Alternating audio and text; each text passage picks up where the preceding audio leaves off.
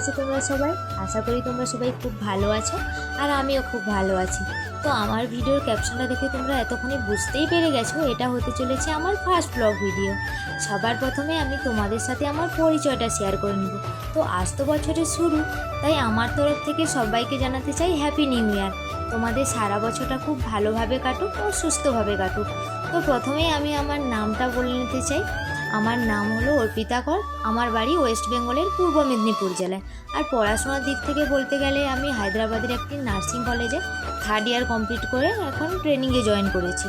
এই ভিডিওর মাধ্যমে আমি আমার সুখের দুঃখের মুহূর্তগুলো শেয়ার করে নেব।